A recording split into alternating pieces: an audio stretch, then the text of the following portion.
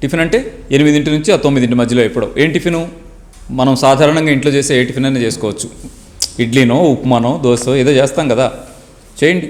ఆ నూనె వేయకుండా చేసే టిఫిన్లు ఏం చేసుకున్నా మంచిదే, దృష్టిలో పెట్టుకోండి. నేను చాలా సందర్భాల్లో చెప్పింది మళ్ళీ మీకు ఒకసారి గుర్తు చేస్తాను. సింపుల్గా ఉండేది ఇడ్లీ చేసుకునేటువంటి పద్ధతి చెప్తాను. ఇడ్లీలో రెండో కలుపుతారు మీరు.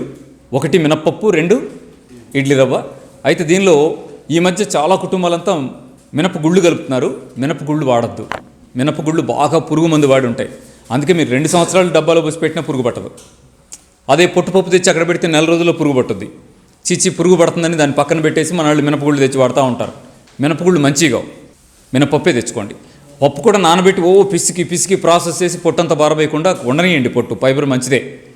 సగం పోయిన తర్వాత సగం ఉండనివ్వండి. నెక్స్ట్ ఇడ్లీ రవ్వ అని ఆ ప్రాసెస్డ్ రవ్వ తేకండి షాప్కి వెళ్ళి. మీరు రవ్వ తయారు చేసుకోండి. మనం ఎక్కడ చేయలేస్తామండి? ఏముంది, కాసిన మిల్లెట్లు తీసి మిక్సీలో పోసి ఇట్లా అంటే ఇడ్లీ రవ్వ కాదా? కొర్రలు గుప్పెడు తీసుకోండి, మిక్సీలో వేయండి. బరగ్గ రవ్వ రాదా? కొర్ర రవ్వ, జొన్న రవ్వ, అరిగె రవ్వ, ఊదల రవ్వ, సజ్జ రవ్వ, మిల్లెట్స్ 8 రకాలు 9 రకాల చెప్తుంటారు కదా పెద్ద ఆయన. వాటిలో ఏ ఒక్కడికి గుప్పెడు పోసినా మీకు వచ్చేసినట్టే.